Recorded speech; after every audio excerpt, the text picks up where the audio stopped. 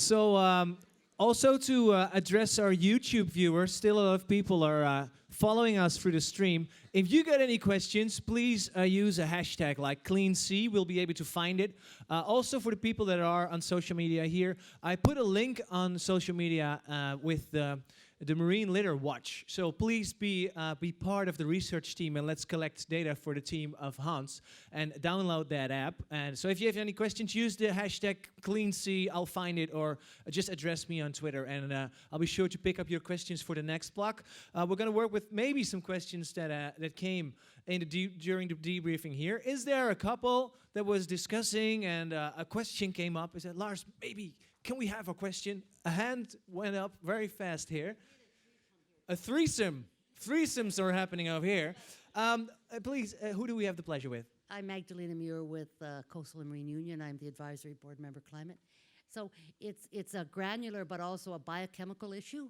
And what was pointed out by some people working actively in this area, that even the organic plastics or plant-based plastics we have now have the same issues or problems. So we need to look at the problems to find the solution, because it doesn't exist yet.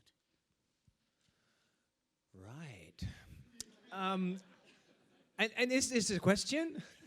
It's probably a consolidation of three persons' comments. Right, okay, thank you. Okay, so that, because I was just wondering which researcher to go to. One more hand that I can address over there. Please stand up so I can find you more easy. Yes, I'm just going here. Yes, I never give away my microphone. You learn this when you do this a couple of times a year. So, who do we have the pleasure with here? My name is Zaira Khan, and my company is called Blue O2. We're working on carbon offsetting based on sea plants. And I heard a little bit about the consequences of microplastics on marine animals, but since there are high concentrations in the sediment, I'm also very curious about the consequences for plants.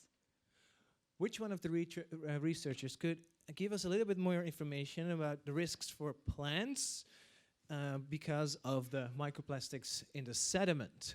Who's going to raise his hand on that? Yeah?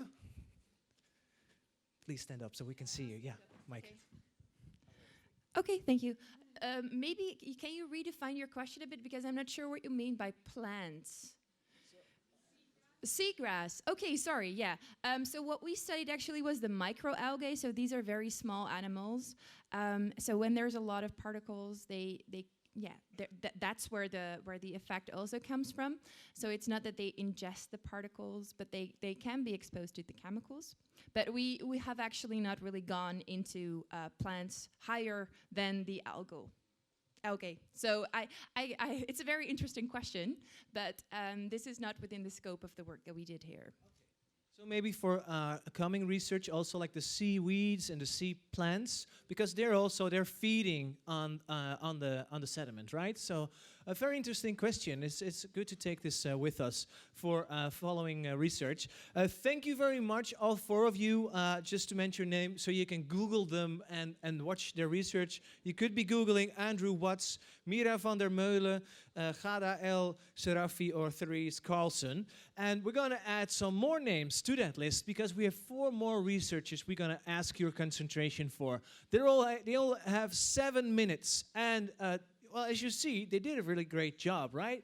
So we also have a high expectation of our next researcher's presentation. Please, I hope it's possible for you to stay focused. After this part, we'll relax a little bit and make sure that you have all the time to process all this information. In this order of appearance, and you're going to see me trying to pronounce all these beautiful names right, because we have such an international group here. We have Daria Hadziaska, we have Pedro Fernandez, we have Susan Altvater, and Agni Kalfagiani. I did my best, and listen to them because their information is more than worth it. Yes.